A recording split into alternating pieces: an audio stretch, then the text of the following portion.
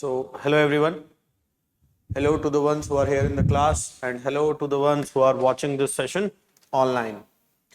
So, up till the previous session, we talked about the evolution, and towards the end of the session, I drew a framework through which we can see the administration, civil services, as well as multiple other linkages can be made.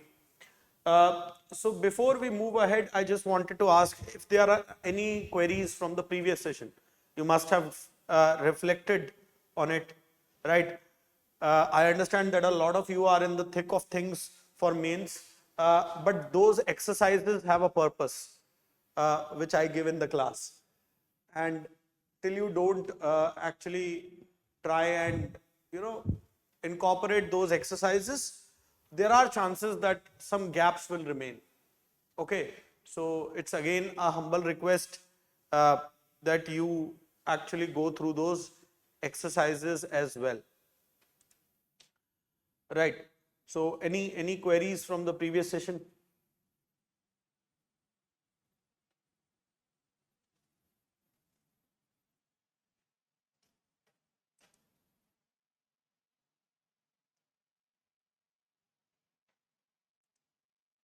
Hanji Vivek, any queries?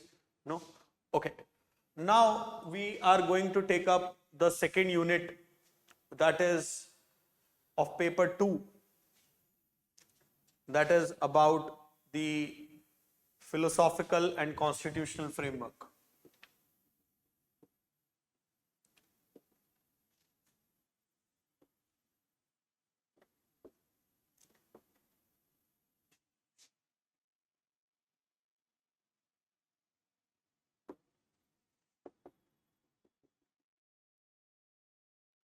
Now please understand, while this unit there are certain peculiarities that need to be maintained. First thing is that we'll be drawing, again like I said in general for paper 2, but with this unit in particular, from the Indian polity part a lot. But with regards to topics like constitutionalism, with regards to topics like political culture, bureaucracy and development, bureaucracy and democracy, value premises, etc., the Indian polity will merely act as input or a feeder. You will have to sort of enrich your understanding. Also, with regards to topics like political culture, while a lot of you are familiar with almond and verba, right? There are more aspects to the political culture than almond and verba. Yes, 90% you can deal with this, but it is requested that you go through James Buchanan.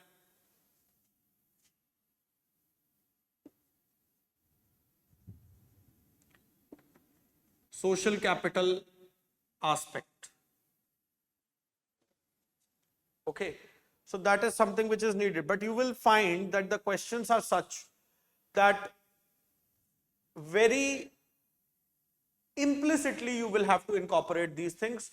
A direct question on them is something which is unlikely, which hasn't happened in terms of the recent past.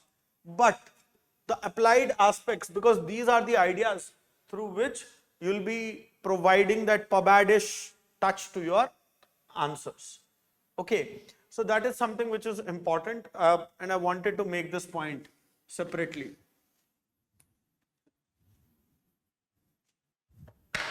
Right.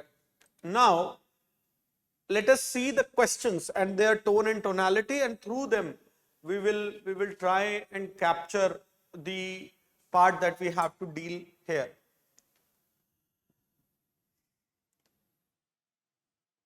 Do you think that some of the ideals enshrined in the preamble of the Constitution remain only on paper even today? So it is simply about value premises. Now, in questions like these, obviously you know the preamble, you know the values, but how they operate on the ground and how administration actually incorporates them in its day-to-day actions. That is what is need to be reflected. A lot of you I have seen over the years that with questions like these, you often end up writing a GS2 polity kind of an answer. So you should be guarded against that approach. That's the first thing. Okay. Next, constitutionalism is the foundation of the administrative edifice in India.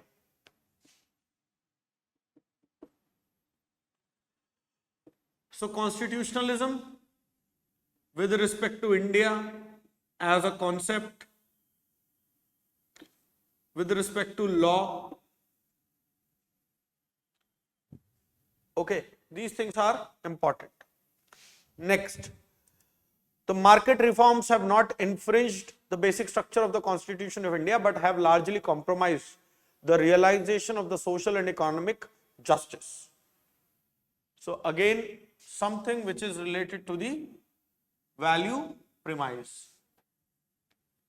So all these situations will be put to you.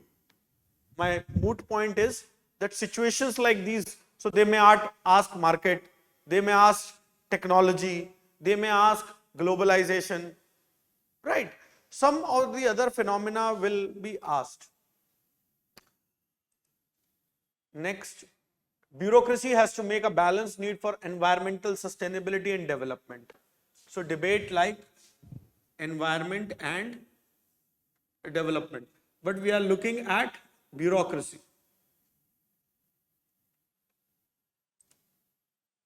The philosophy of the Westminster model is at odds with the political culture of India. Critically analyze. Again, an application-oriented aspect with regards to political culture. Now, constitutionalism is back. The economic reforms have significantly infringed the basic values and spirit of the Indian Constitution. Constitutionalism, values, all those things will be added. Now, if you see this question, the economic reforms, isn't it similar to the ones that we have just read? Market reforms have not infringed on the basic structure. Similar question, right? Almost the content, the soul will remain the same. Similarly, there is a constant and continuous collision between bureaucratic values and democratic values, which adversely affect development. Bureaucracy, development, bureaucracy, democracy argument. Okay, next. The structural part of the Constitution of India is to a large extent derived from the Government of India Act 1935, whereas its philosophical part has many sources. So a lot of you will say, oh, it's a mix of the Gandhian ideals, this ideals. But yes, that is true. But the point is, you will have to sort of represent it. Okay, we have taken the thing of rights from the American Constitution. But is it the philosophy? You have borrowed the principle. But what is the philosophy? Individual liberty. Right? So you will have to go on the different plane so as to bring about the philosophical aspect. Next, the preamble to the Constitution of India provides foundational framework for ideals and values of Indian administration. Simple question. Next, examine to the extent which the ideal of constitutionalism as government by limited powers has been functional reality in India. Critics sometimes argue that bureaucracy is an impediment to the nation's development. Same bureaucracy development debate. Parliamentary democracy in India envisages elected head as the real executive of the state. Discuss.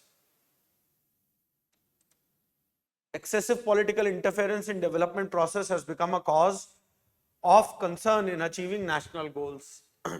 Herein you can involve the secular concept of politico-administration dichotomy as it was seen by Wilson, because he also talked about taking the administration away from the strife of politics.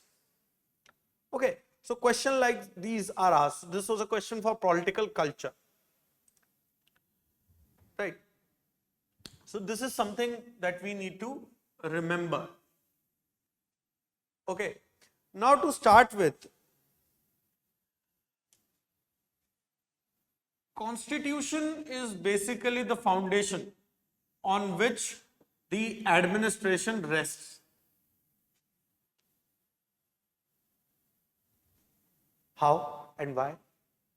Because it is the values that are enshrined in the Constitution. They guide the administrative action. And it is the administration which incorporates the constitutional ideals in its decision making. Okay? So constitution is not merely a set of values, or not merely a set of rules and regulations, but also a set of values. Okay? So therefore, constitution itself has a purpose to fulfill. And whenever you study the constitution and the administration together, this relationship should be kept in mind. There are interrelationships, the way which supports each other. While the constitution guides the administration preserves the constitutionality.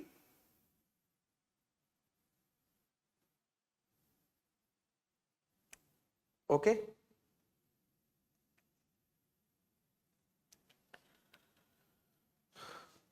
Also, neither the constitution nor the administration can be vital in isolation. And you cannot achieve the goals without both of them being together. Also, the interaction between the administration and the constitution is a constant interaction. It is not a one-off event.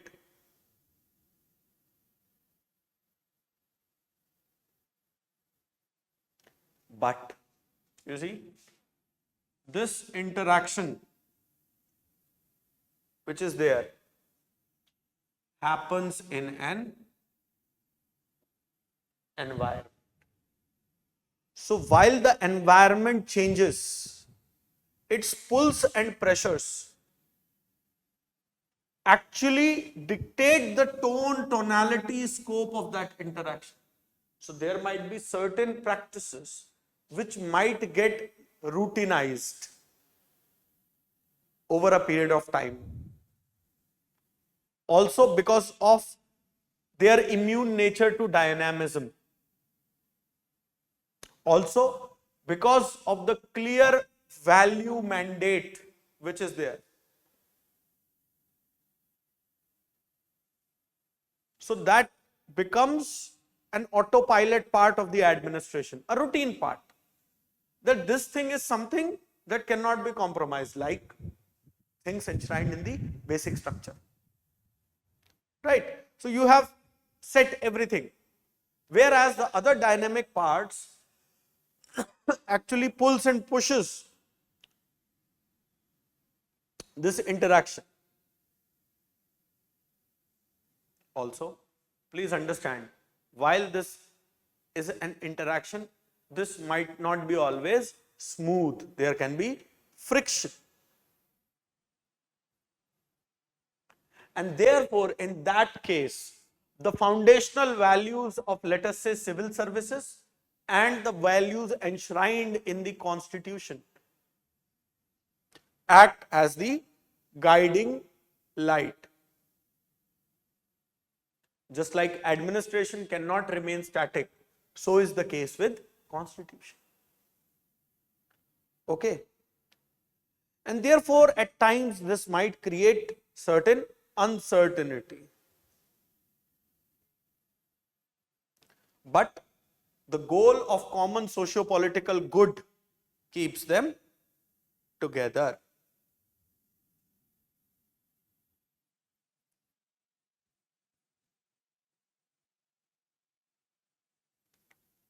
Okay?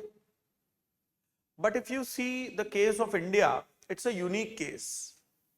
While there is a break away from the past, right? Break away from the past in the sense that yes, we are a centuries or probably millennia old civilization.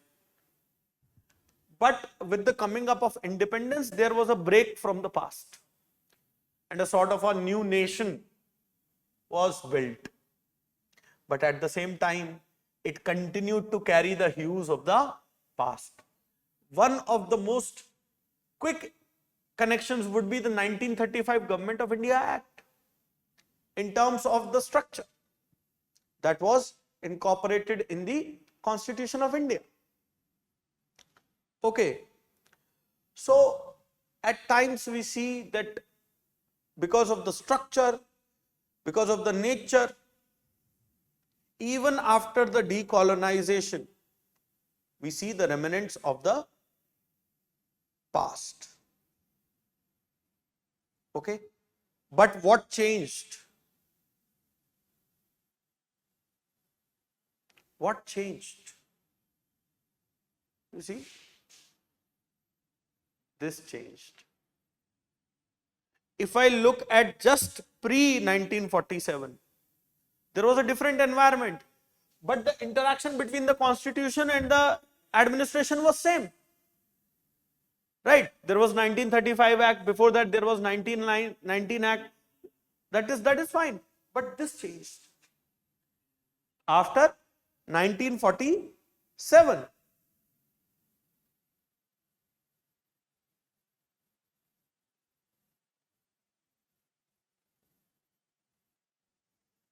So if you see the decades immediately after the independence, especially the first 2.5 decades, we see that administration at times overruling the constitution for the exigency of the situations. However, now with the stability in the political system, with the well entrenchment of the new values, this has reduced. New values such as democracy, socialism, republicanism.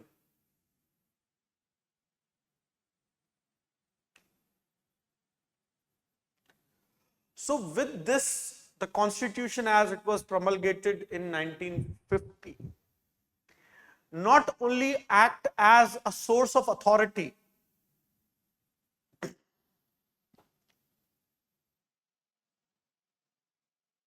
but also as a guiding beacon for administrator, that we should not compromise with the constitutional values.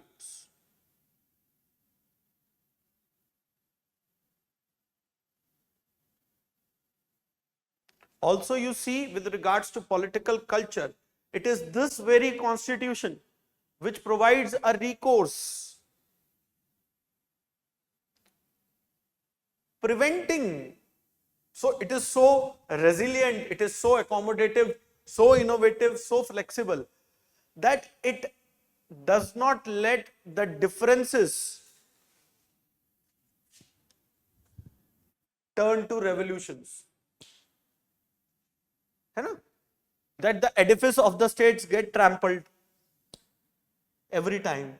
And if you look at, mind you, post World War II era was an era where there were a lot of newly independent countries. Either they ended up becoming autocratic regimes under one ruler, one family, whether you take in Africa, right, Egypt, or our very immediate neighbor, Pakistan. There were so many. I mean, I believe the first democratic transition in Pakistan, smooth power transition, happened just in the last decade.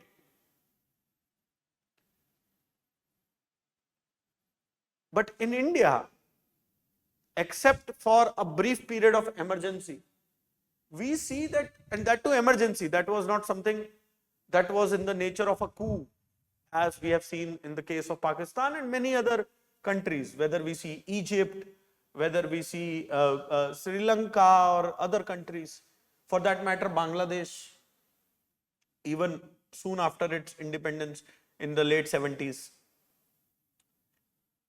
So that makes the constitution very resilient, right? And hence it has been instrumental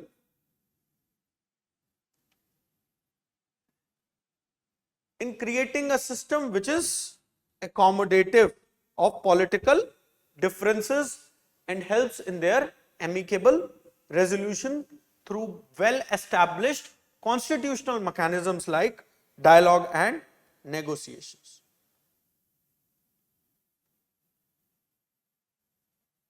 Also, constitution is the repository of the values derived from the freedom struggle and furthering those values.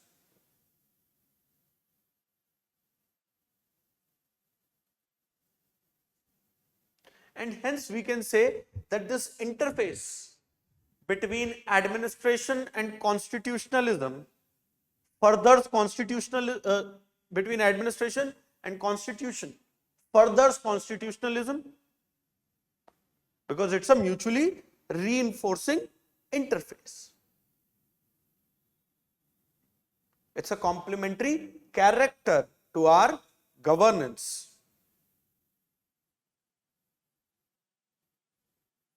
Why? Because it handles the complex situation and it shows the ideology in sustaining or the sustenance of that ideology. Okay?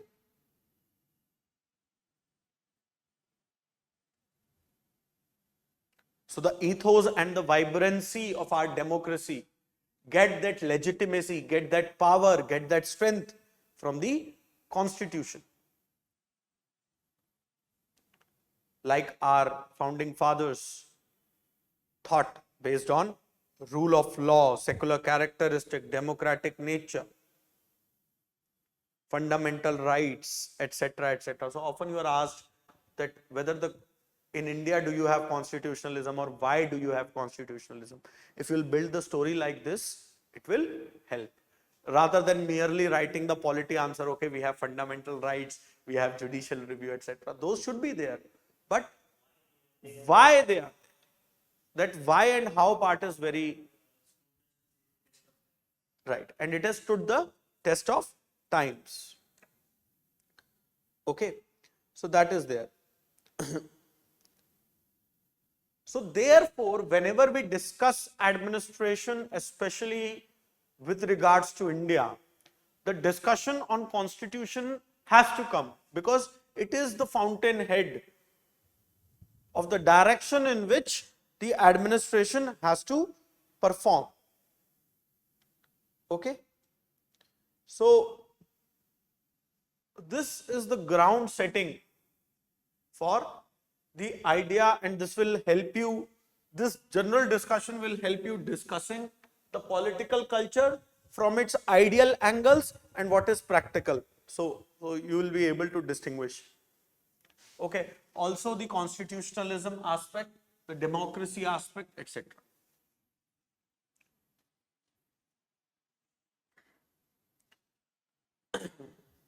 Now, you see, whenever a constitution or the founding principles or the values which are there in the constitution, how were these values agreed upon? What are these values is something all of you know. I am not going to get into it.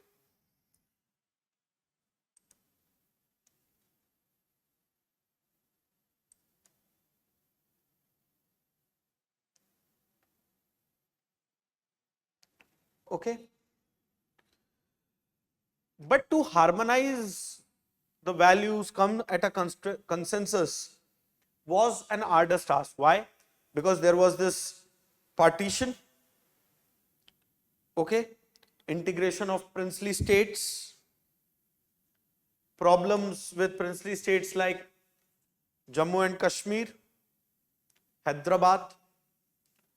Also, the coming up of the values of secularism, especially when the country was partitioned based on religion. Okay, at the same time, this is the religious diversity, but India is an abode to cultural diversity, linguistic diversity, ethnic diversity. Okay. Also, because India's national movement was largely a peaceful endeavor. right? We can have a debate who won India freedom, Gandhi or Netaji Subhash Chandra Bose, that's fine. But we can largely say it was largely a peaceful endeavor and there were high hopes. Also, the liberal, even the ones who took the recourse to armed struggle, including Netaji, others, Bhagat Singh, others, they had a value.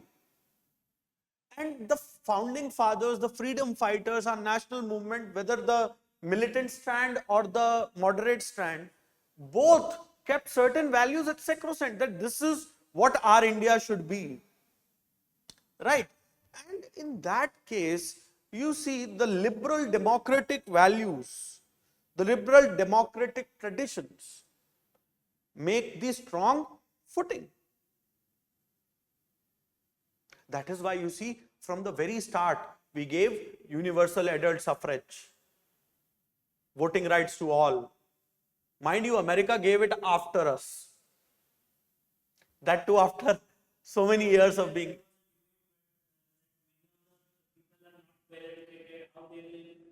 Right.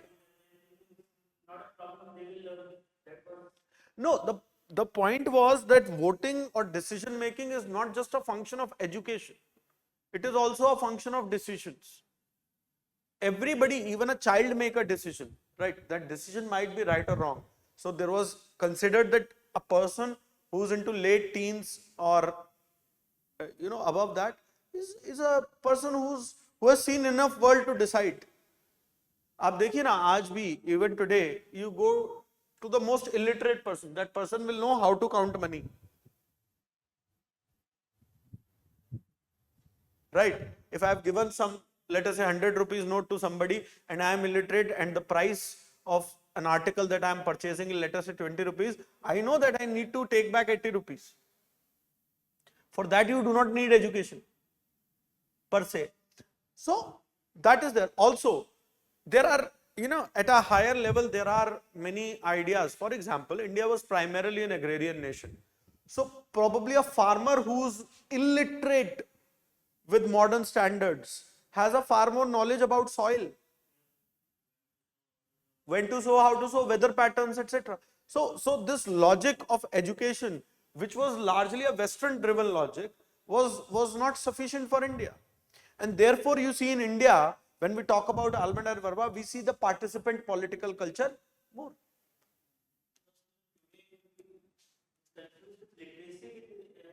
Yes. Even literacy and education, two are different ideas, very rightly pointed out. So you see, the spirit of the liberal democratic traditions were deeply entrenched with the start. Universal adult franchise, dynamics of electoral politics, etc. And this presented both opportunities and challenges for the constitution and the administration. And hence, with regards to political culture, they enriched the political culture.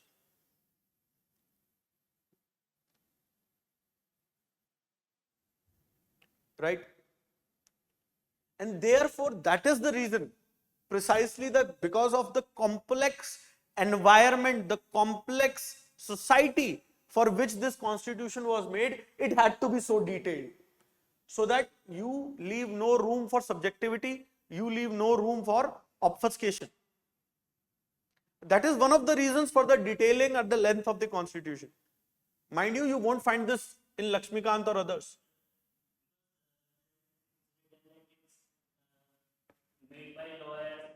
Oh, that is fine. That is a superficial criticism. But there is a reason why. We need to ask questions why. And therefore, you see, a lengthy, all-encompassing document, which not only had the quintessential features of the constitution defining powers, functions, authorities for the political institutions that were created, but also the doctrines of checks and balances, also directive principles of state policy. because it was related to the socio-economic aspect, environment. Okay, so this diagram is very important.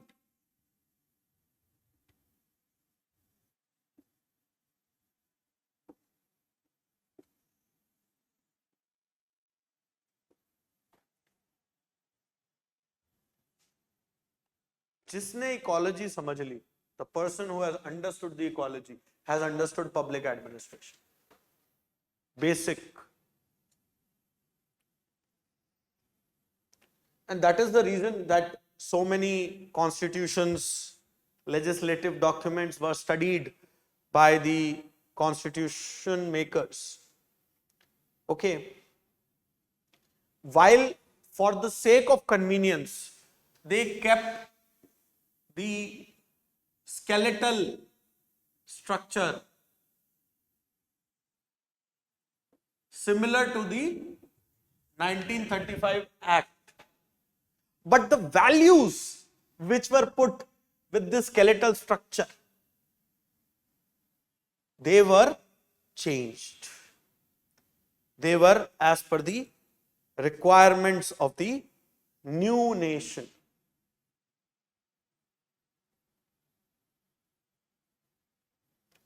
So to base the Constitution of India, yes, the 1935 Act was alluded to.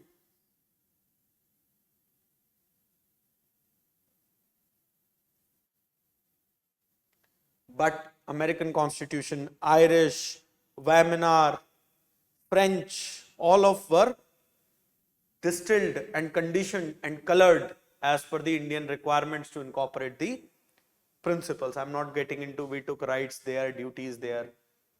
Okay, that is something that you know.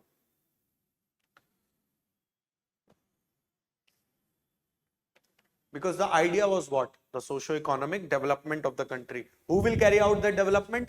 Administration. Who will get the direction? Where will they get the direction? From the Constitution.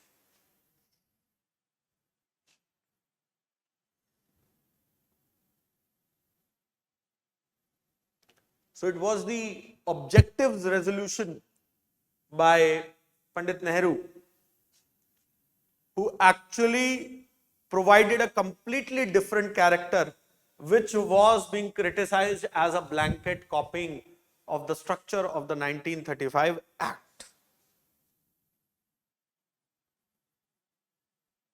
And therefore, you see that objectives resolution is the precursor to the preamble where the seeds of the values of the Constitution were laid. And they actually provide a fructification in the form of the preamble. And mind you, preamble was adopted at the last, but it was heavily drawing from the objectives resolution, which declares the pious goals or the values of the Constitution.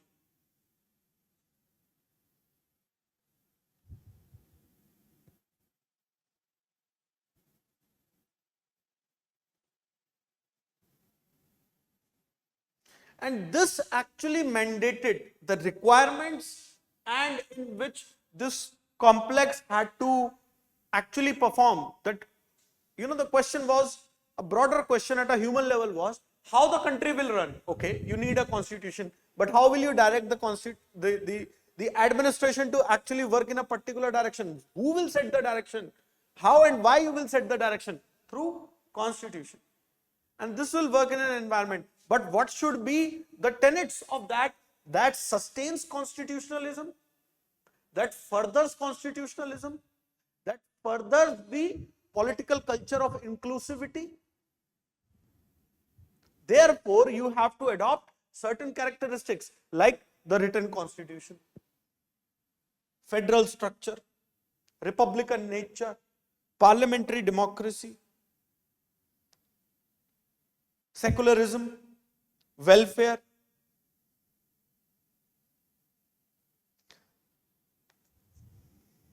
It was something that was not only the cherished dreams of the foundational fathers, but also it provided the temperament and the values to the administration. and the direction for the country to work ahead.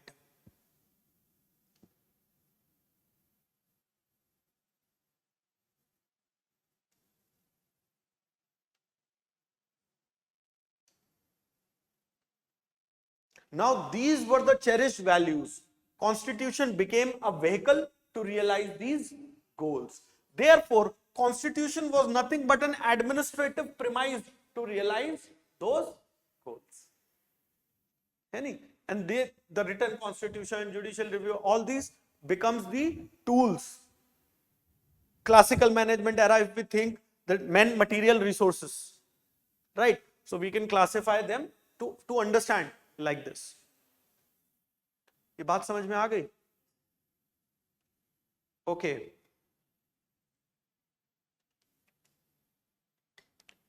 So the philosophical moorings of the Indian Constitution when analyzed, Austin, our very own Granville Austin, puts it in a paradoxical manner. Paradoxical, you understand? ठंडी cold drink पीछे को back करो, ठीक है? Not just in a paradox. This is oxymoronic. I beg your pardon. Paradoxical would mean something which has a paradox, self-contradictory kind of the character. Okay. So Austin points out it's a web.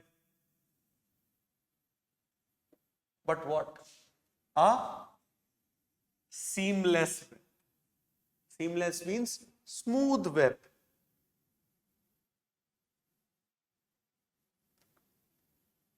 So it is these values which promote unity and integrity.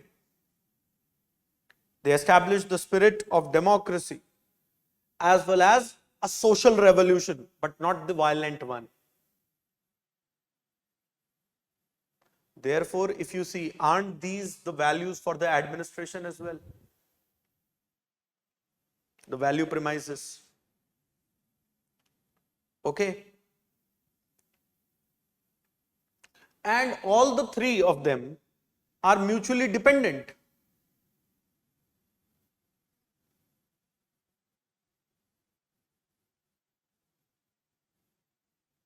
But you see, while they are mutually dependent, there is a certain degree of prioritization. All of them are important.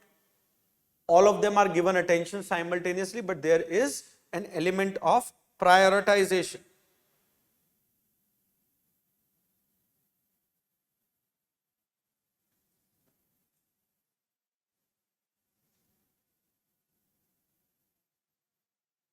So while the Constitution was alive to the environment at that time, thereby guiding the administrative action, it also took into account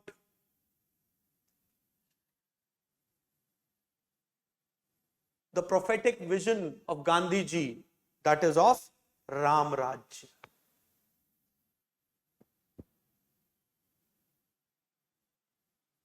But like I said, the first priority would be unity and integrity, because nothing else will survive if that is not there.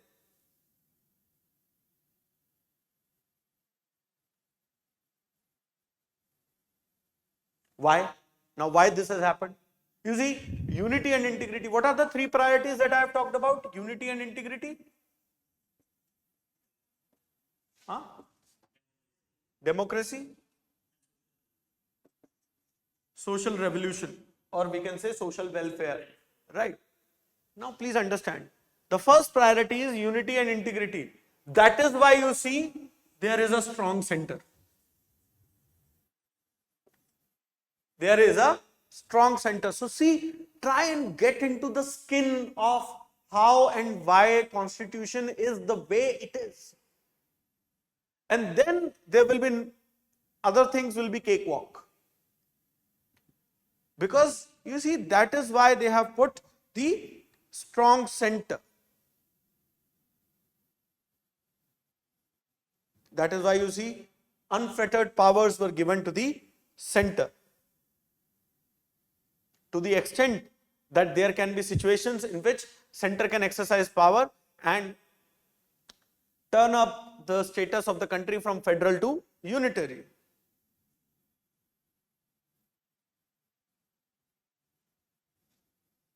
And that is why you see sweeping powers and discretions were provided in addition to the retention of the civil services or the so-called steel frame, all India services, etc. Because the center, the priority was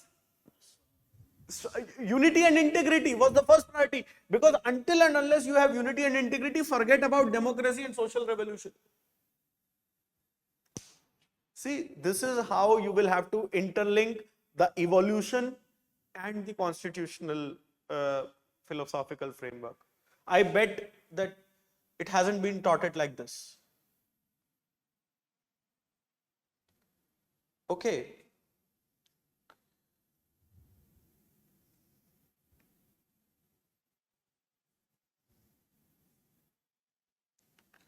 Because you see, as a country, even before British, we were not united. And that was the constant fear in the minds of the founding fathers. Also, you see, you understand the psychology of that time. 500 plus princely states, some were large princely states like Hyderabad, Mysore, Bikaner, Jammu and Kashmir, Jodhpur. Awadh was not a princely state. It was an कब वाजिद अली शाह को जब उखाड़ फेंका उसके बाद अवध कहां रही princely state? There was a regent in the form in the court of Wajid Ali Shah. Have you seen शतरंज के खिलाड़ी? It's a very amazing movie. शतरंज के खिलाड़ी, freely available on YouTube. Watch it. It shows the last days of Awadh as a princely state. Okay. Now you see, once this thing was ensured, then the framers began to go on to other tasks. Because the indestructibility of the nation, that is why India is said to be indestructible union of destructible states. So write the statement, India is an indestructible union of destructible states.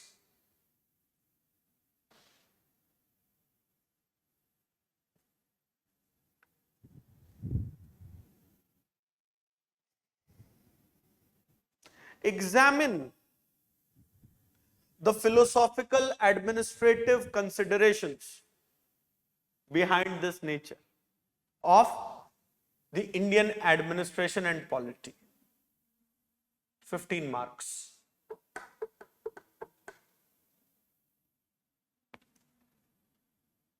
अब ये question answer हो जाएगा? हो जाएगा ना? लेकिन अगर वैसे होता तो नहीं हो पाता. Because that Y factor is critical. Okay.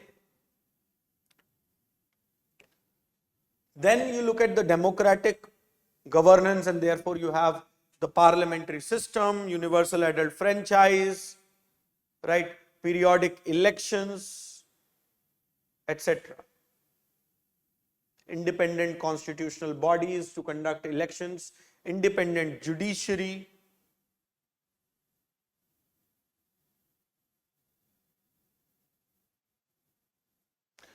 And therefore, for this democracy, so that nobody could become so powerful, the idea of negative rights was brought about. Okay.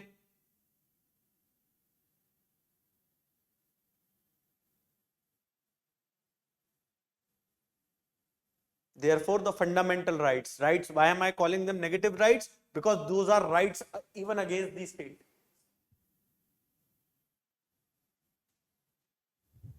And the right to choose who will govern them, but also rights to lives, basic freedoms.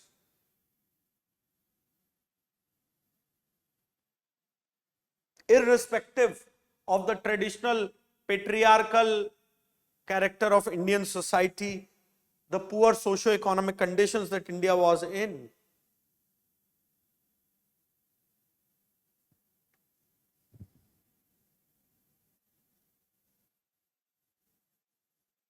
So while unity and integrity became the fixed pivot, democracy became a revolving, expanding skill.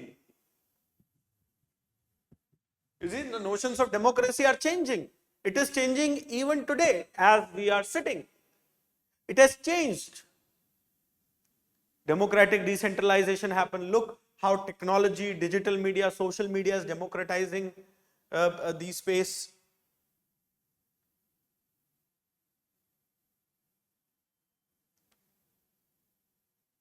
And then comes lastly the ideal of social revolution. Because it's Austin who calls it the social revolution while studying the Indian, situation. So after the values of unity, integrity, democracy are sort of taken care of,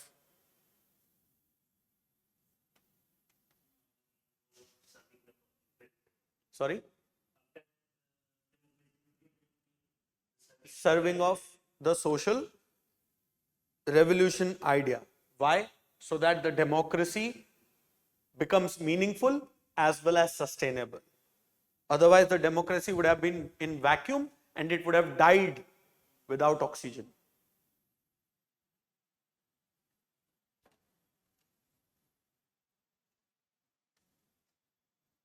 Also, you see how the framers actually justifies the value of justice. They qualify it. Justice, not just any justice, social, economic, political.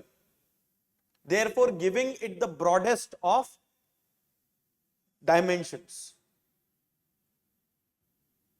Also, justice with equality of status and opportunity for egalitarian society.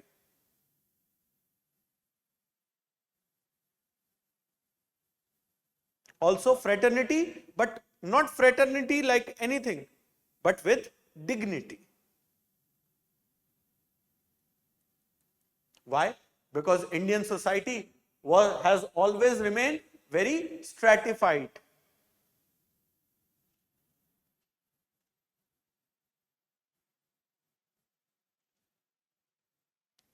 So the idea of the social revolution was not to upthrow the existing order. The idea was to reinvent it for better. So this idea of social revolution, which Austin talks about, is nothing but the same idea of Ambedkar, which calls it as a social democracy. Remember, we are not talking about a socialist democracy. We are talking about a social democracy.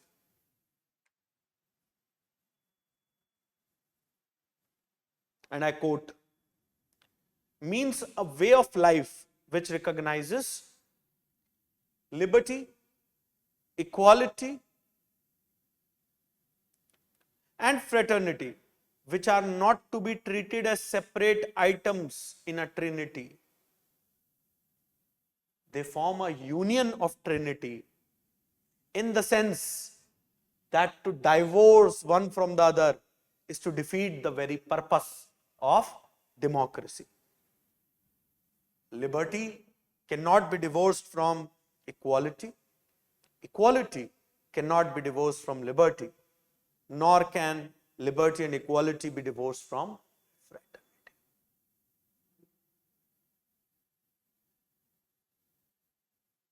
Also, you see, within the preamble, it is made amply clear that the unity and integrity of the country is a precondition for other ideals to actually foster and further. So if you can say the heart of the preamble is in unity and integrity, which pumps the blood to the other parts of the preamble. If you kill the unity and integrity, you are killing the preamble.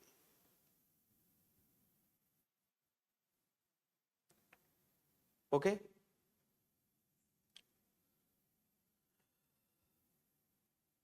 Also, in this way, preamble serves as the guiding beacon, which not only illuminates the three arms of the state, namely the executive, legislature, and judiciary, but also administration at large. Because everywhere there is administration, if I see state and I see executive, legislature, judiciary, everywhere you have administration or not? Judicial administration, normal civic administration, legislative administration, you have there. Okay? So therefore, any time to preserve the constitutionalism, to preserve the constitution itself, whenever there is a constitutional debate around the interpretation of a law or a constitution provision, the values are taken as the litmus test. That if it passes the value litmus test, that means it is legitimate. That is what we do as part of ethics, integrity, and aptitude, that we have a value backbone, we filter the decision through that value backbone, and if it passes residue free, that means it is an ethical decision. Therefore, a statement that constitution instills ethics in Indian administration. Comment.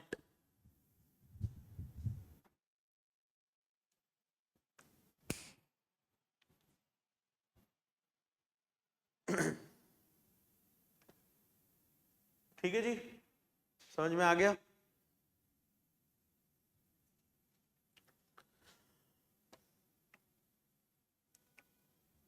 So when nothing works, it's the preamble which shows the guiding light as a repository of the values and the spirit of the constitution.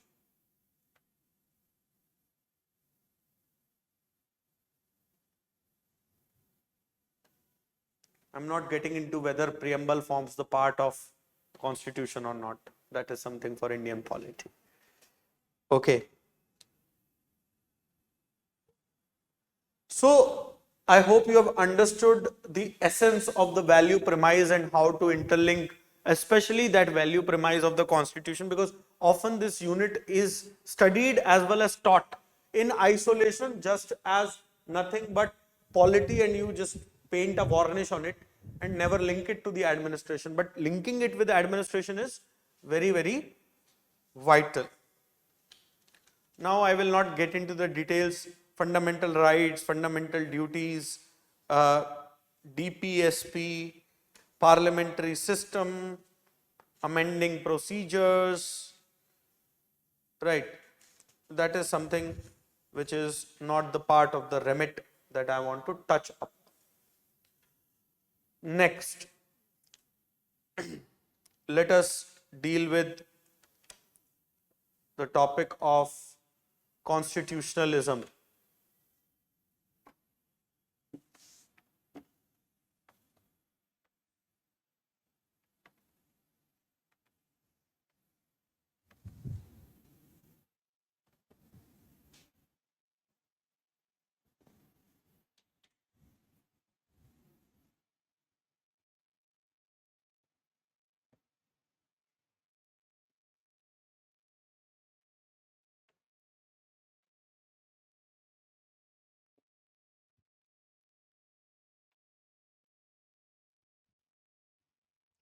I hope through the PYQs you have understood how in many ways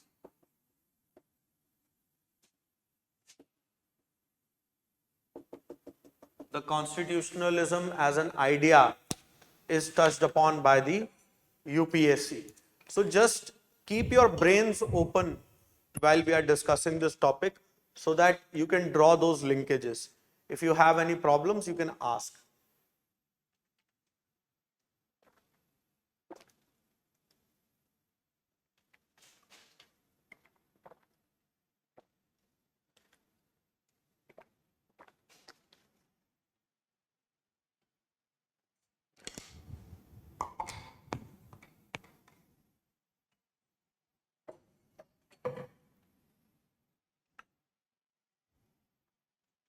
You see, whenever we look at constitution and constitution as a base for administration to act in an environment, the ideals of constitution is a part of this interface which keeps the balance.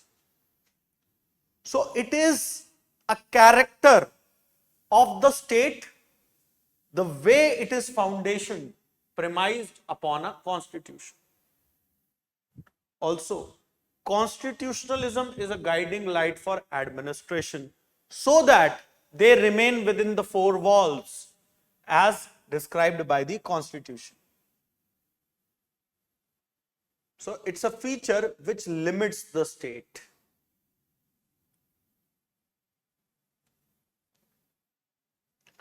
It's a feature by which the various institutions within this entire edifice of the state have a delineated jurisdiction in terms of what their roles, responsibilities, powers, etc. are there.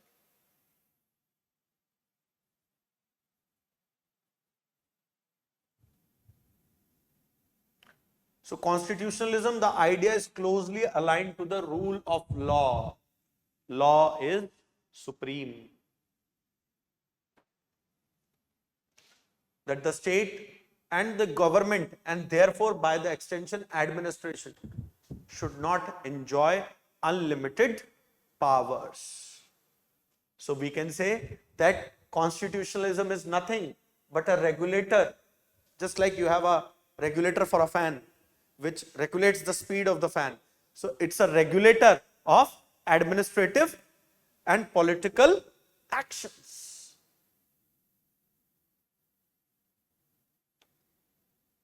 In terms of limiting their powers, authorities, etc.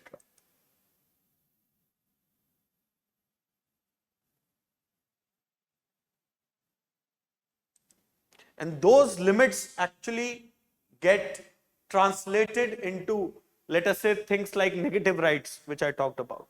Okay, please understand, I hope this negative rights idea is understood. I'm using the language of Austin for a reason here, like fundamental rights. Okay.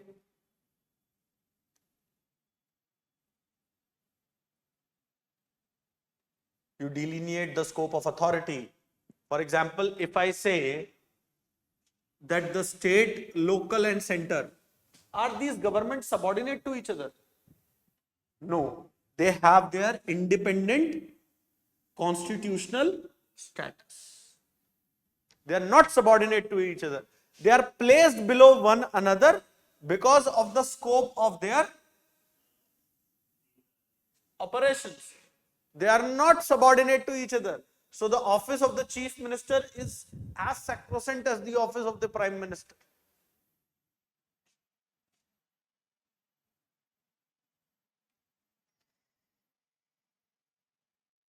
Okay? And that is why you have that list system, etc. There are regulations. So constitutionalism is not only found in structure. Constitutionalism is also found in laws. Regulations, for example, there is a way the money bill will be passed. There is a way a budget will be processed. What is that?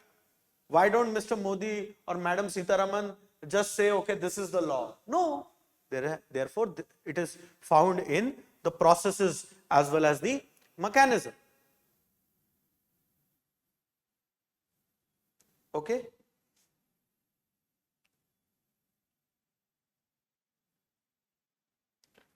So without constitutionalism, you cannot have a constitutional government.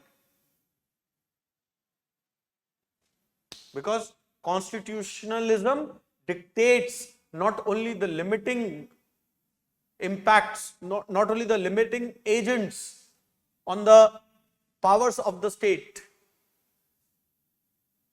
but it also dictates the arrangement of the state so that the constitution is considered supreme.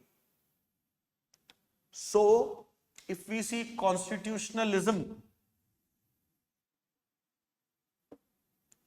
and the constitutional government, a constitutional government can bring about constitutionalism, and because of constitutionalism, the constitutional government can preserve its nature.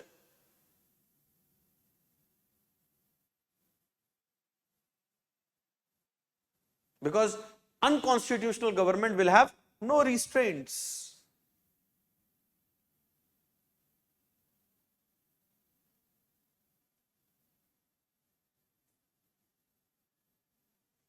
Also, the ideal of constitutionalism is not limited to the state. Remember, friends, this arrangement, or if I can loosely put this as a state combined,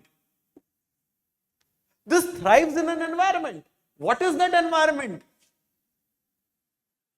The society. So, constitutionalism, while it is an intrinsic part of the state edifice, for it to remain a constitutional government, it is also found by extension in the society, or such a state inculcates constitutionalism in society, or society by virtue of constitutionalism can control the state. So therefore, constitutionalism acts as a tool in the hands of the society to exercise control over the state. Now come here, take it back to the social contract, principal agent relationship, society, state, lock. Okay, how it will exercise control? Through constitution. Okay,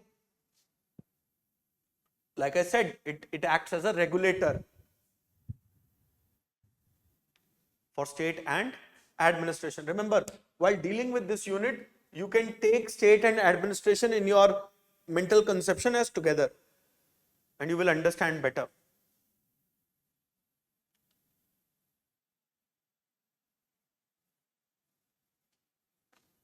Okay.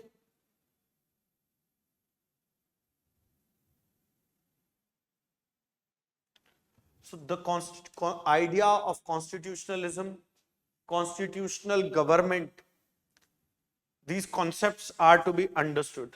Now please understand, this is happening. So the society is controlling the affairs of the state through constitutionalism, whereas the state is discharging its responsibility in governing the affairs of the society through the concept of governmentality. Through the concept of governmentality, the way state controls and governs the affairs of the society. Now understand, in a coercive state, please take it here, political culture where there is a coercive state, obviously the element of constitutionalism will be absent, but the governmentality will be there in terms of how state governs the society. So what values will it enshrine in the society? Values of centralism, authoritarianism. Whereas in a democracy, the governmentality will do what? Decentralization, participation, right? Empowerment, institutional building. Therefore, it is teaching what? It is teaching all these things. That means to govern themselves. So, constitutionalism and governmentality go hand in hand in making the system more more responsible government oriented, also making the society more democratic. Making the society more democratic.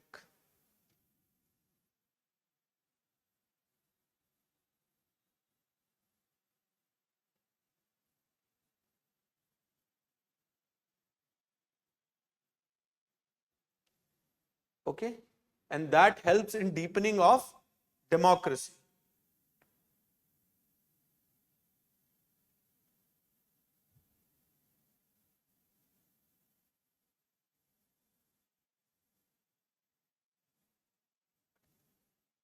So whether the society will be socialist, whether the society will be neoliberal, whether the society will be conservative, all of it will be dictated by governmentality.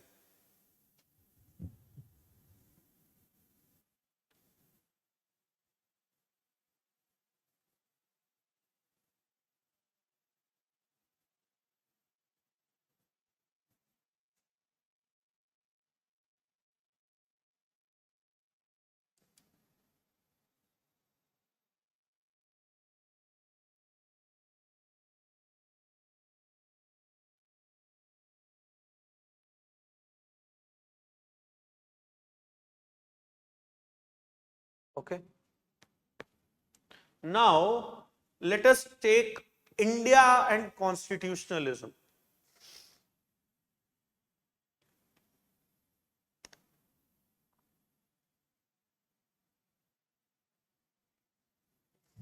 Now you see, I have talked about three key concepts of constitutionalism, governmentality, and constitutional government. What kind of government will be constitutional? Any kind.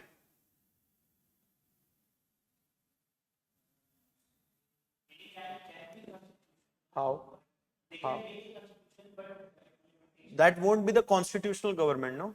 Because the constitutional government will come whenever there is constitutionalism. So there would be limits. So by definition, a constitutional government cannot be non-democratic.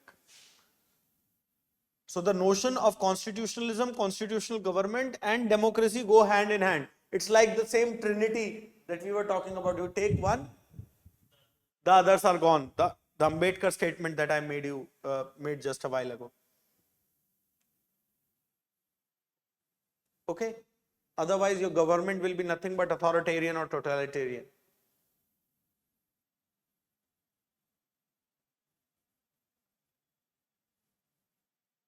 So therefore, if I say the constitutionalism is there in the philosophy of the state, therefore the state is a democratic state, yes, then what kind of administration will it be?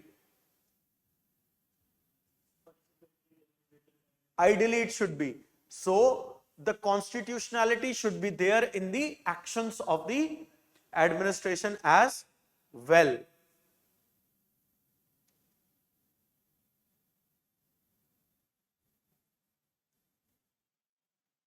So in case of India, like I said, that the sources of constitutionalism is not just in laws and the constitution. Yes, preamble, fundamental rights, doctrine of checks and balances, judicial review, rule of law, separation of powers, all are there.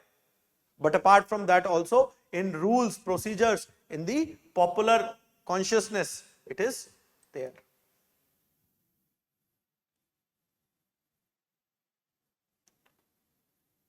Okay.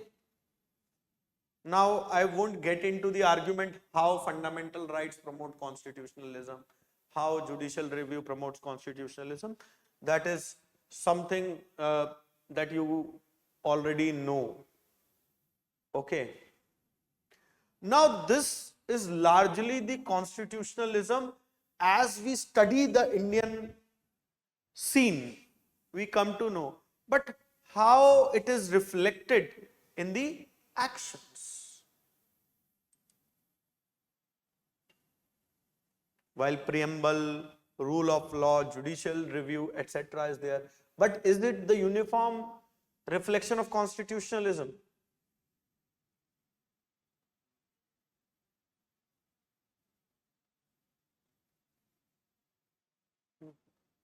No, that is not the case. That is not the case. So while in the procedural sense, in the official sense, there is enough constitutionalism, but in real sense, still a lot of progress can be made. Now this is the critique. Now a positive side would be that India has all the key characteristics for furthering the constitutionalism. Okay? Why? Because still there are gaps in equality, justice, fraternity. India is a sovereign socialist country, right? But we are still a nation in making. We are still not a nation as made. There are fiscal tendencies. There are elements which actually think that the present state of affairs or the present way the India is run is not the right way. Okay?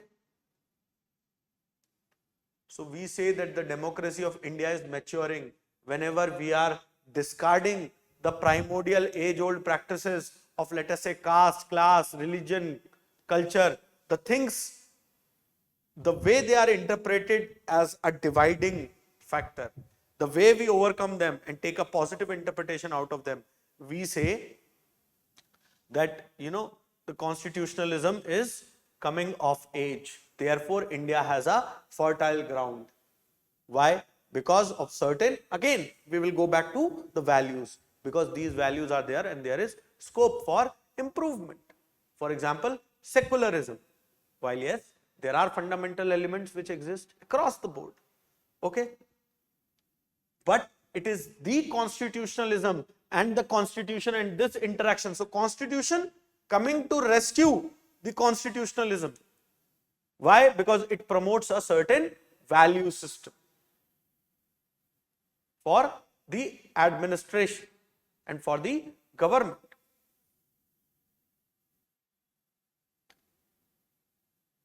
Replacing the traditional conservative, unscientific and irrational concepts or values which are there. Okay? And through the integration of these values.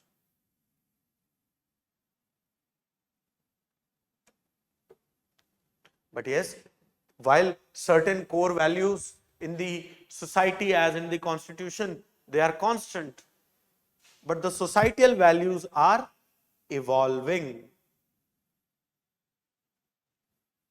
There continues to be fears, there continues to be illiberalism.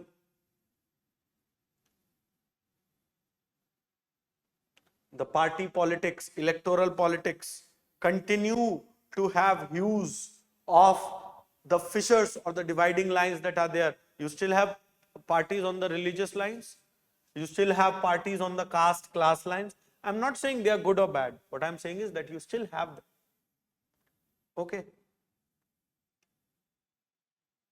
Also, India being multi-religious, multi-ethnic, multicultural, it also acts as a means to operationalize India's vibrant democracy.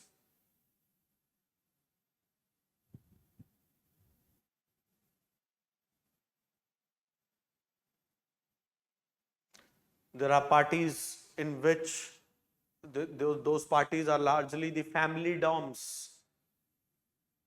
So you still have nepotistic characteristics, but on the other hand, you still have a increasingly vibrant civil society. So will that contribute to the growth and furthering of constitutionalism or not? Yes. You have increasing decentralization. That will again contribute to the constitutionalism. Now, please understand, if you have got the idea of this core, now you will have to identify the essential features of constitutionalism, whether it can grow in India or not, and how it gets impacted by globalization. For example, with regards to globalization, and we have talked a lot about globalization, right? So I do not want to go substantively into it, but it is a both positive and the negative influence. The positive influence is that it helps exchange of views, exchange of best practices, exchange of what is right, what is wrong, right? And therefore keeps the constitutionalism alive. But this globalization also perpetuates the agenda of the elite. It also perpetuates fake news, motivated agenda, vested interest, right? So if something good has to happen, it will happen. But if something bad has to happen, that will be of, international scale. So the point is this, that therefore it's a two-edged sword. So while the globalization aids in the furthering of constitutionalism, there needs to be adequate safeguards. Because why? Three things. Democracy will come later, social revolution will come much later.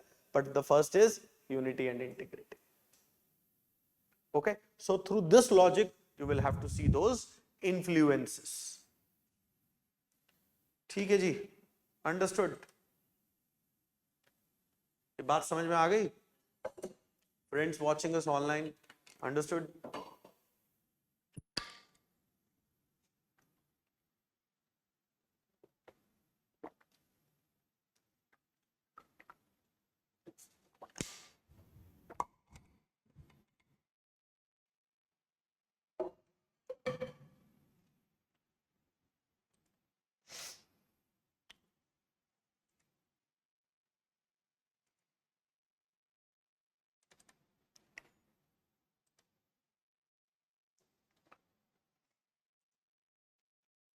Now, let us move to political culture.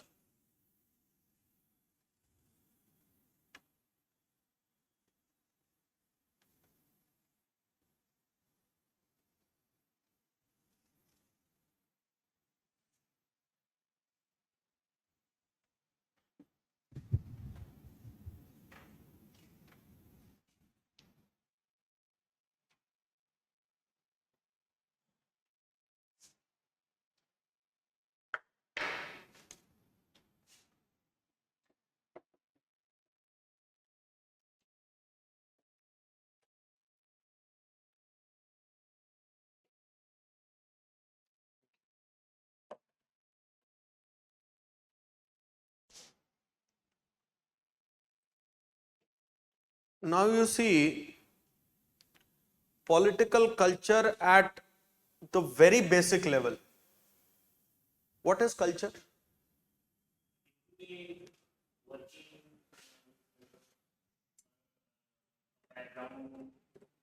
No, what is culture in its isolation? Forget about political. What is culture? Day to day, right? Day to day activities, norms, practices reflecting on the inner beliefs. So, political culture is nothing but the psychology or the political psychology of a nation or a group. That means some attitudes, beliefs, sentiments, which define the kind of the political process or philosophy. For example, in India's political culture, let me say, simplicity is a part of our political culture. The moment Modi wears a suit, there is a hue and cry. So the politicians should remain simple. That's a part of our political culture.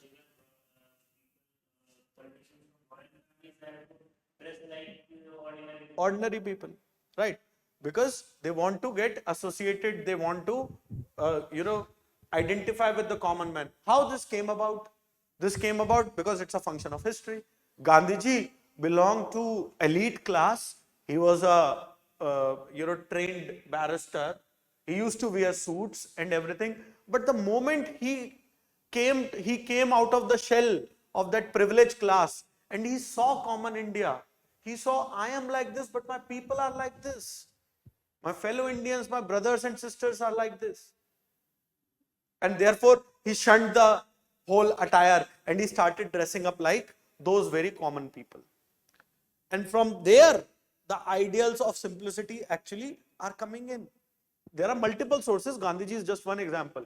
Vivekanand ji, Saint are other example. Also, as a part of the Indian philosophy, if you look any religion, you look at Sikhism, you look at Islam, you look at Hinduism, any religion, Christianity, etc.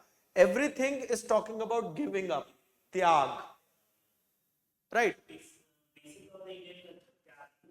To give. So the idea is that is how it is shaping the psychology of the society. So political culture is nothing but a product of the societal values. Okay, so in that sense, we say that it is a set of attitudes, beliefs, or sentiments. Now we are talking about a political culture, that means it is guiding the political systems. Okay, so while it will have the political ideals, it will have these value ideals as well. So the psychological as well as the political dimensions.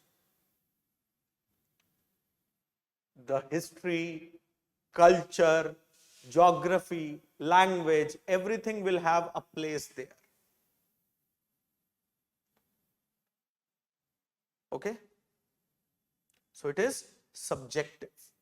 It is a complex reality. It is not something which is objective. It will have structural, philosophical, as well as operational dimensions. You will have structures, government, philosophical, ideals, liberalism, federalism, secularism, etc. Okay? So those will be there. So you have the historical factors, geographical factor, political factor, etc. contributing to the political culture. Now, how it gets manifested?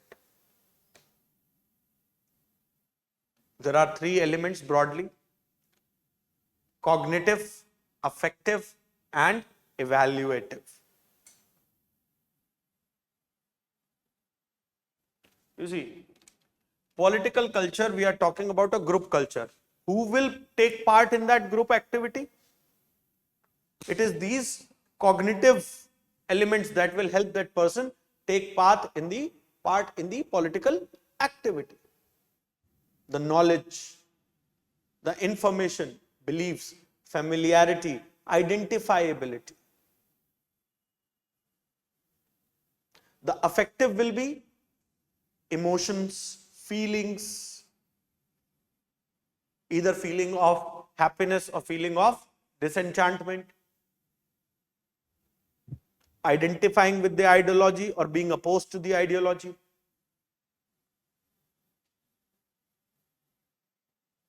Also evaluative, that means you will apply certain value premises and check whether you identify with it or not. Okay. Then there is Almond and Verba's three-dimensional classification.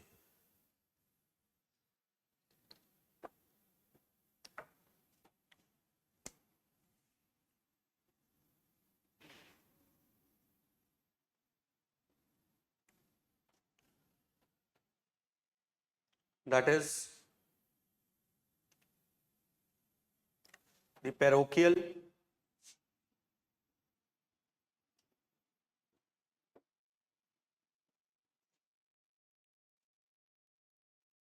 subject, and participative.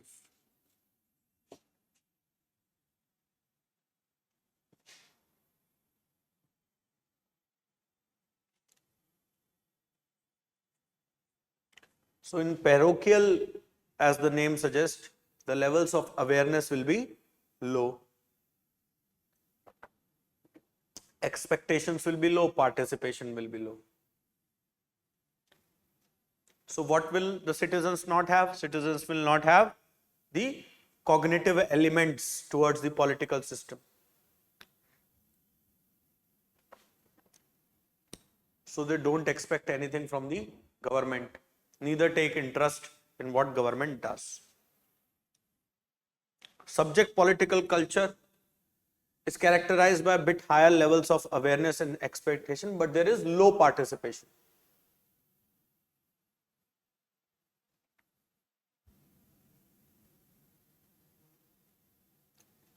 Some citizens expect positive action for the government, but they are not very politically active.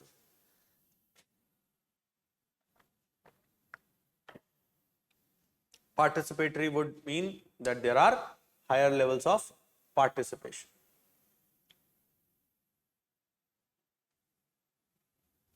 So every country which is growing has to go through these phases. And actually the transition through these phases is all about deepening of democracy, deepening of political culture, etc. Right? So if you see 1947, we were largely parochial. Largely, the country was, there was a bit intelligentsia that azadi chahiye, azadi chahiye, but the people in remote villages were hardly bothered. Some Gora Sahab was replaced by a so-called Kala Sahab. Right? Please, I'm not being racist here.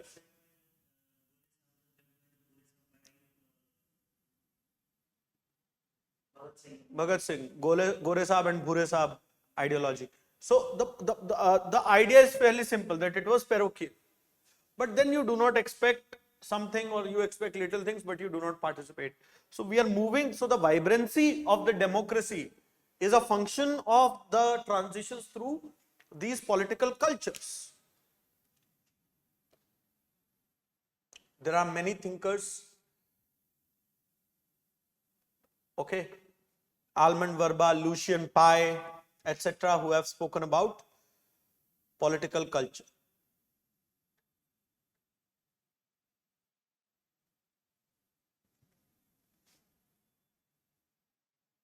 Also, political culture is a, like I said, it's a summation, it's a product of multiple aspects, which includes the traditional as well as the modern aspects.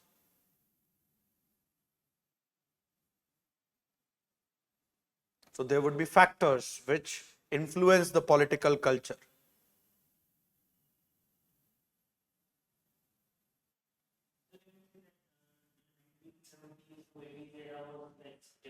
You cannot say subjective one for the whole. I am taking India example as a general example, but you understand that the levels of this differed across the geography of India.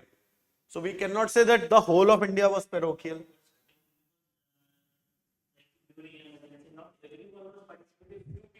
Exactly. So but that is one of an event. But is it the larger disillusionment with the political class? No. Is it something which is a drastic shift, which is a pan-India phenomena? No. Rather, some people, common people, appreciated emergency for the fact that things were running efficiently. Trains were running on time, offices were working on time, public service was good. Okay, so we cannot equate, just as an idea I am telling, that a country needs to move from parochial elements to the participative elements to realize the fruits of political culture. Why? Because political culture, constitutionalism, constitutionality, governmentality and constitutional government and democracy, all of them are linked, and we saw that. Okay, that is why, I'm referring to India's case. You will see that not one form absolutist will be found anywhere. There will be a mix. So if you will see countries like North Korea, for example, it will be 80, not even 80, 95% this, 5% this. If you will see countries like China, this would be almost 50-50. If I take the regions of Xinjiang and others, whereas I take places like Beijing, Guangzhou, Xi'an, etc. This. Whereas in America, you will have this. Okay, so a mix is found. But for academic study, we will have to develop these ideas.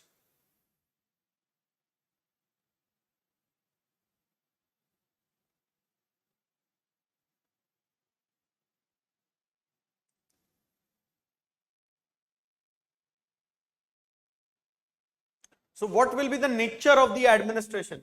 That will mimic the political culture.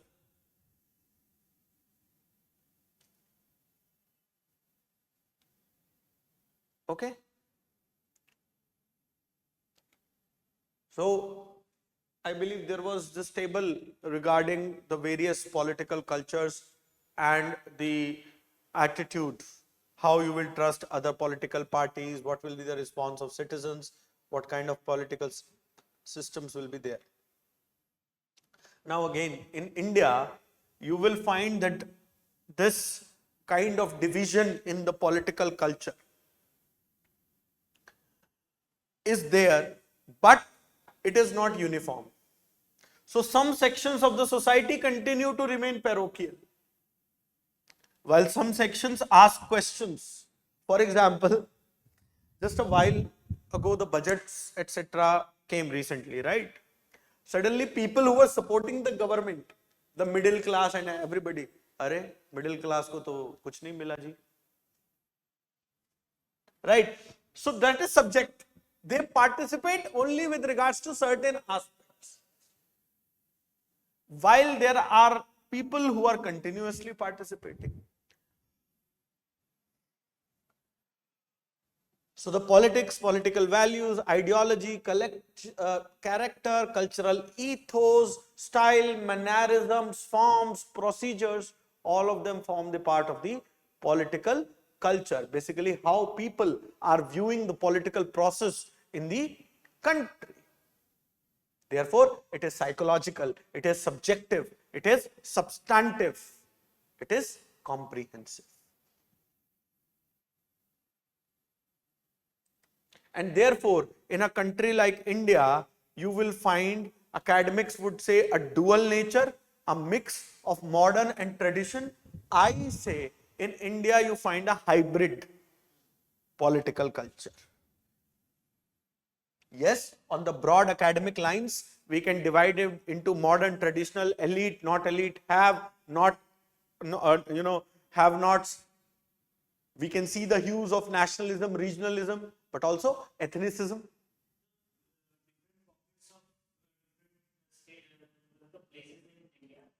Have different kind of political culture, right? That is what I mean. But for academic classification, we can divide it into, let us say, what the majority of the elites are thinking, what the majority of the non-elite are thinking.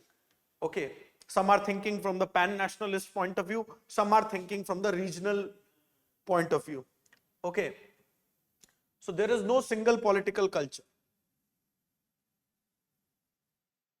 There is a heterogeneity where modern traditional, elite, mass, confrontation, cooperation, participation, as well as disillusionment, all of it exists together. Now, if I want to link elite political culture and the elite notions of administration, where I can base it to? The British legacy, right? Whereas, if I see rule of law, supremacy, liberalism, I can say the Western liberal thought, again something which was British, but British did not used to practice that in India. Okay. So some of those things will be imbibed by the middle class. You see, middle class is the most law-abiding strata of our society, because they fear. Okay. So middle class will be largely here and here. Whereas this will have two extremes. The absolute elite, completely downtrodden. So that is how you see the population is distributed. Because the middle class is, educated, forward-looking, law-abiding.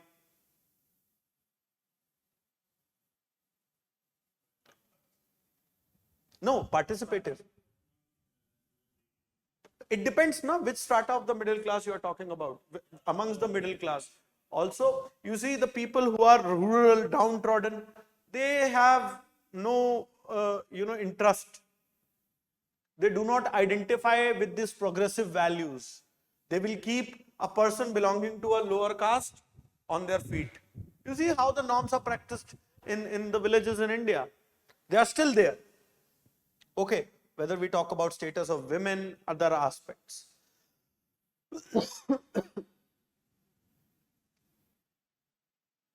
And you see, when I say parochial, when I see elite and, absolute downtrodden, They reinforce each other.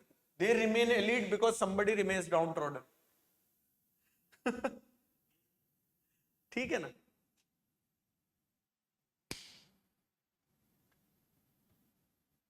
So what happens? Your traditional as well as the mass political culture basically is preventing the loyalty towards the nation, because people are looking to satisfy their primordial interest and looking at things with their primordial values rather than the liberal rational values. But I am not saying that is anti-national.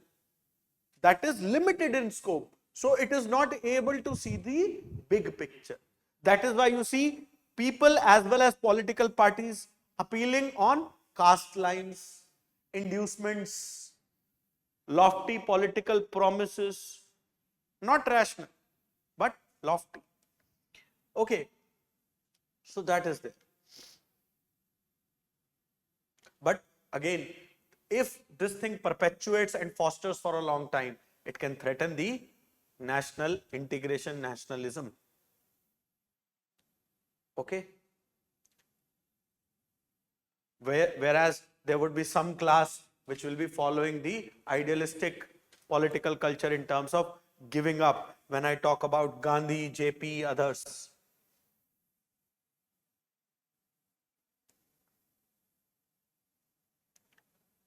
Okay? Some say that in India the political culture is confusing. You know, we as Indians can actually gravitate on anything.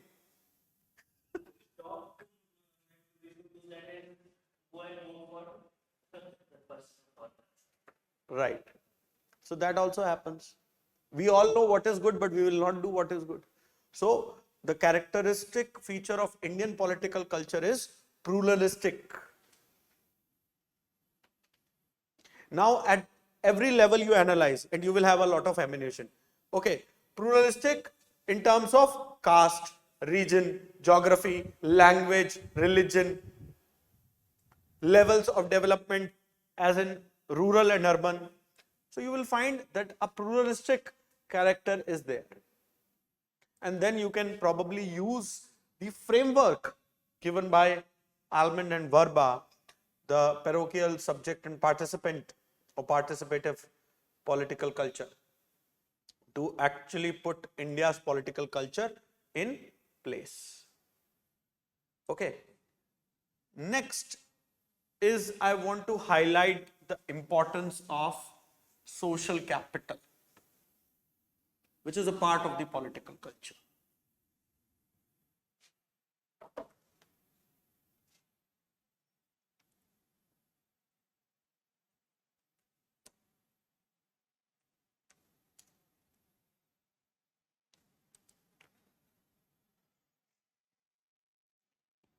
That was not James Buchanan, that was Robert Putnam.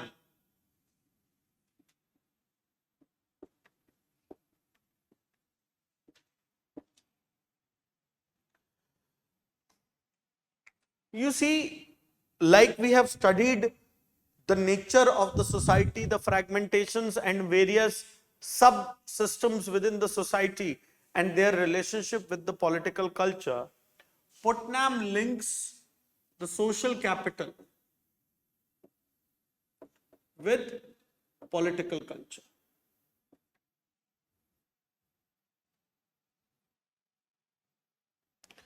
Now, what do you understand by social capital?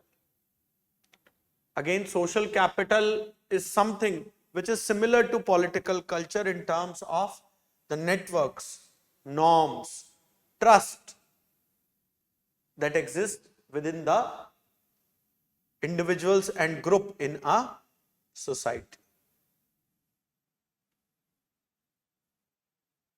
And these elements actually play a vital role in the nature of the political culture or the vibrancy of the political culture in a particular society. Why? Because the more social capital will be there, that means more network, more reciprocity, more interaction, more trust. So what will happen? The governance will be better. Where these things are toned down, the governance will be suffering, and vice versa. The better governance will promote this, a bad governance will disincentivize this. Okay, so the creation of social capital is like a fuel to a better political culture and thereby a better administration and governance, because that shapes the political and administrative processes, the attitudes of the society, the civic engagement.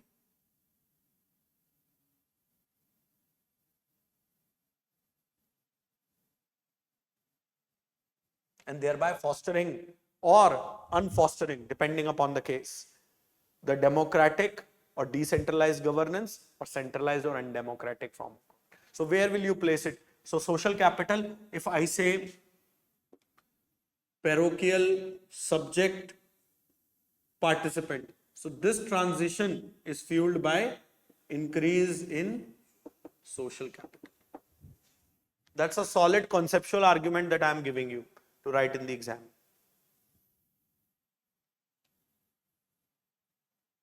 Okay?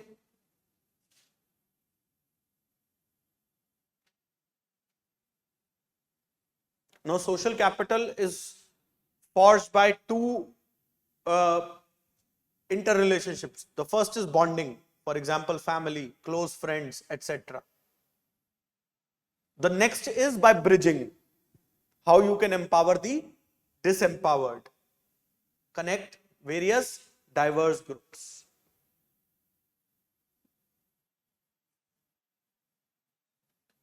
So the enhanced social capital brings enhanced sense of community, encouraging active participation.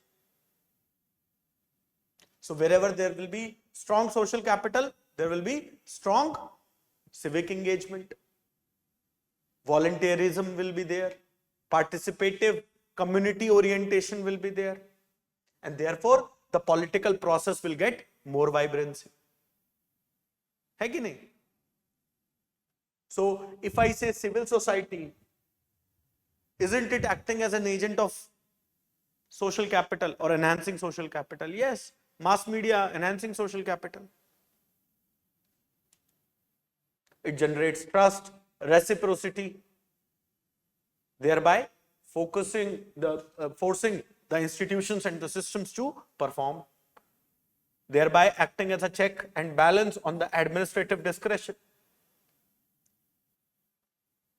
Okay?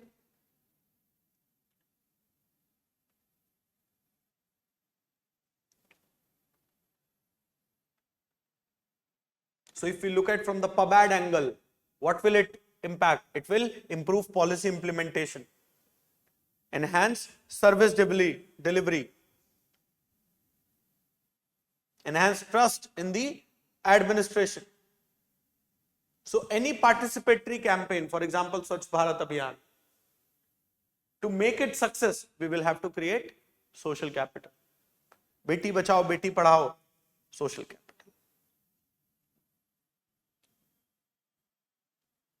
Okay, so do read about Putnam's views on social capital.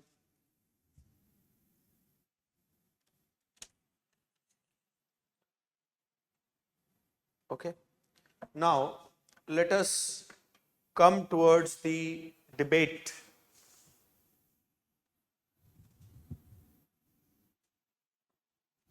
Briefly, I will tackle because a lot has already been talked about.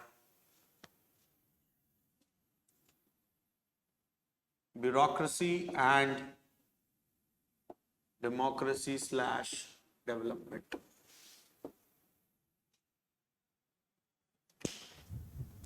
Whenever I talk about bureaucracy, a name which comes to our mind is Weber.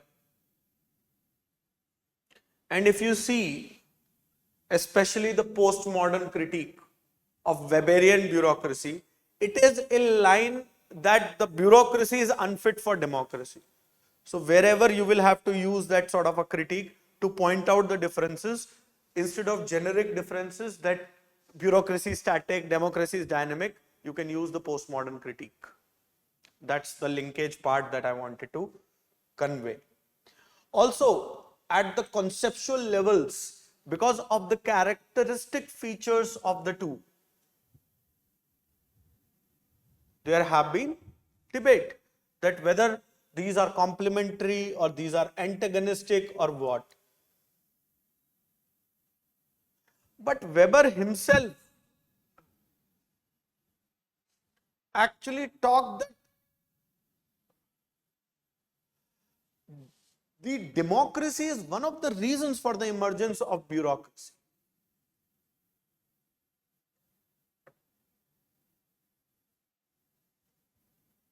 Because often the democracy in its functioning can be, so democracy is ruled by majority, right?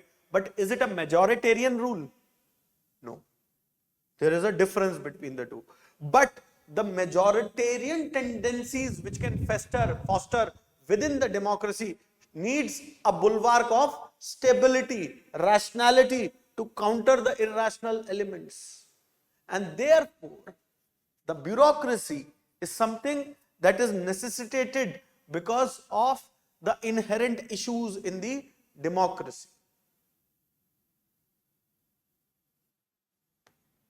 Also, while we talk about the democratic state, there are core functions of a state that needs to be performed, housekeeping activities as well as non-housekeeping activities. Right? You know housekeeping activities and non-housekeeping activities. And those functions are of a specialized character. So while those functions are of a specialized character, you need a technical body of individuals, a cadre of individuals to take up those responsibilities and discharge those functions on behalf of the state. You know, just imagine a practical scenario. All the collector, judges, SPs change every time the government change. Like the new folks come in. Is there any stability of the administration? No. No. Herein you can talk about the steel frame argument as well that we discussed, the way we discussed in the previous session. Okay. So these functions need those cadre. The layman cannot perform these responsibilities because they demand a certain skill set, training, expertise, specialization, and therefore bureaucracy is needed. But again, some people counter that bureaucracy believes in election, not selection. But in the modern democracy, bureaucracy is subservient to the political masters. So that is the reasoning. Okay. Also, the characteristic of the bureaucracy is what? Impersonal order.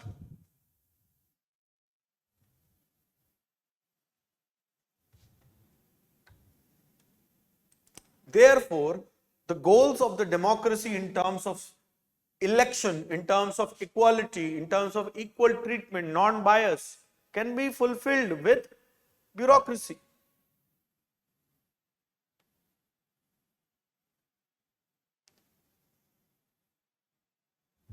Also, the Weberian bureaucracy in any state needs to be efficient to remain legitimate, to enjoy the trust of its people.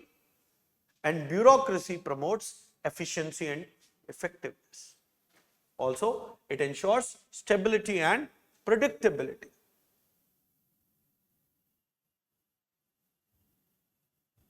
So, bureaucracy is a tool in the arms of the state to fulfill the goals.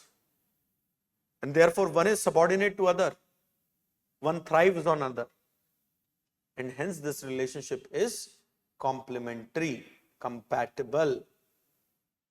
While yes, there might be certain dangers of elite capture, etc., but those can be countered with checks and balances through a representative democracy, through a participative democracy, etc. Whereas if we will see the Marxian perspective will be completely different in this.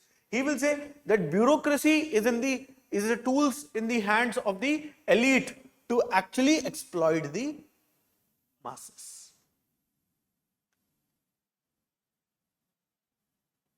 Whereas, like I say, the postmodern scholars, the neo-Marxist, Gramsci and others, we have discussed them, right?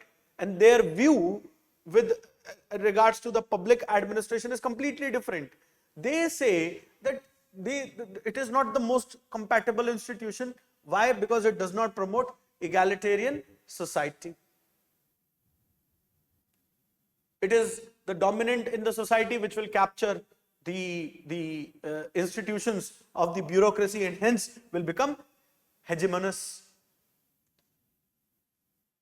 So the bureaucracy itself may become the new bourgeois. If you remember our analysis during Gramsci, we talked about how when a person moves from non-elite to elite, becomes or acquires the nature of the elite. That is why that I told you the example that is why how he is allowed to become the part of the club. Otherwise, he is not allowed to become the part of the club, no matter what. Okay, so this is the thinking which is coming from the Marxist and neo-Marxist. Okay, so you need active participation of civil society, etc., to minimize those tendencies. Also, with regards to development, similar arguments come because it's a dynamic concept.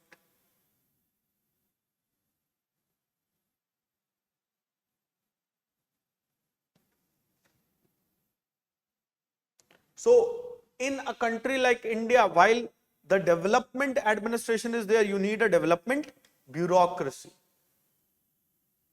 to provide that sort of a stability, to provide that sort of a expertise.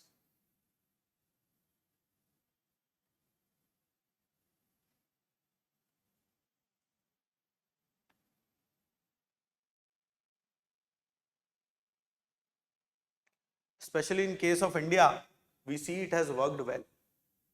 It has worked well and it has delivered the ideals of development.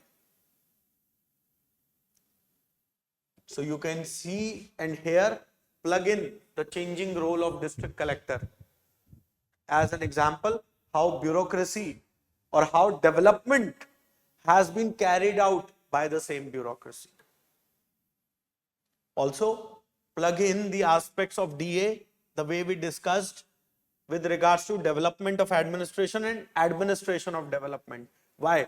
Competing resources, competing, interest groups. So you need administration of development.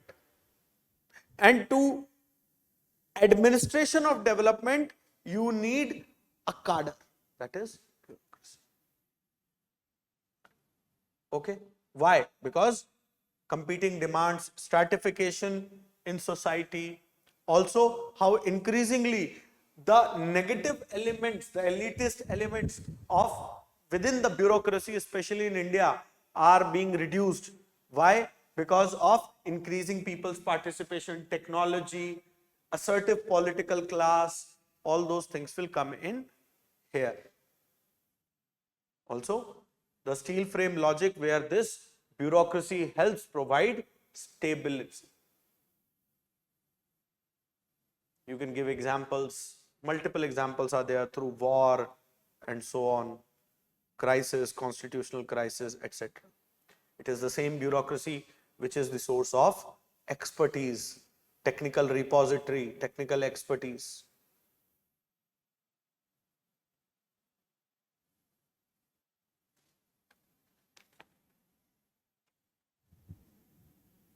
Okay. Now, a bit of the argument because there was this PYQ on the Westminster system. The idea of the political culture and the bureaucracy and democracy in the Westminster system was for the fact that as part of the Westminster system, the bureaucracy actually aids and advises the political class. but ultimately the decision is taken by the political class and the bureaucracy executes it. So the question said that you critically analyze this. Now the criticism would come from the fact of the politico-bureaucratic nexus. Why? Because what kind of advice should be there? Free, frank. But what the bureaucracy is beginning to do to please their political masters? The nexus. So the values of neutrality and other things are getting compromised. Now, what kind of system? Ideally, the system was good. Therefore, you need more checks and balances. You need things like security of tenure. So, very diverse, question touching upon multiple aspects. Okay.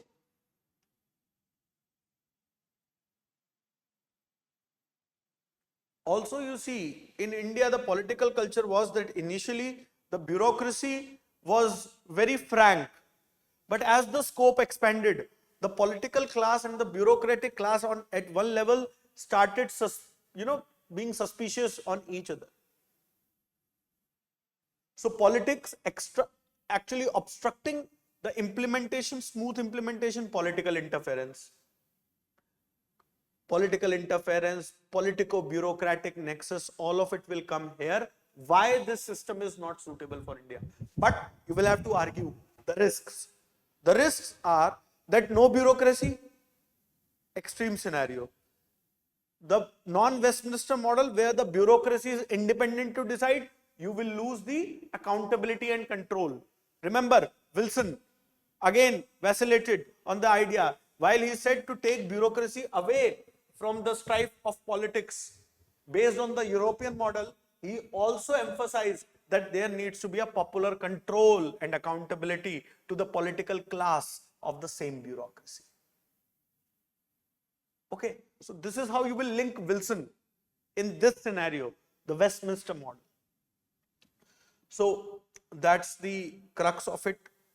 Like I said, similar is the case of bureaucracy and development. Okay. There is one view of Blau, Peter Blau, which I want you to know. And this is regard to bureaucracy and development. So actually Blau was a critique of Weber. And he labels the Weberian bureaucracy as static, closed. Okay.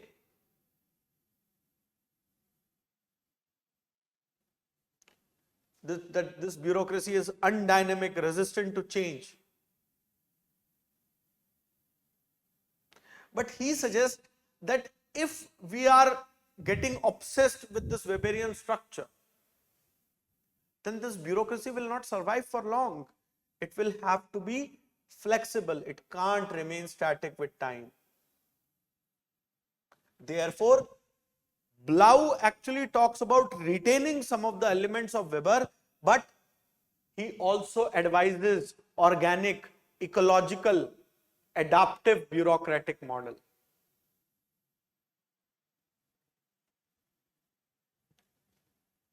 To development. So the bureaucracy exists, but development is there. Similarly, you can use the contingency and the situational theories argument to actually make a balance between the bureaucracy and development. This is where your contingency models and situational theories will come handy.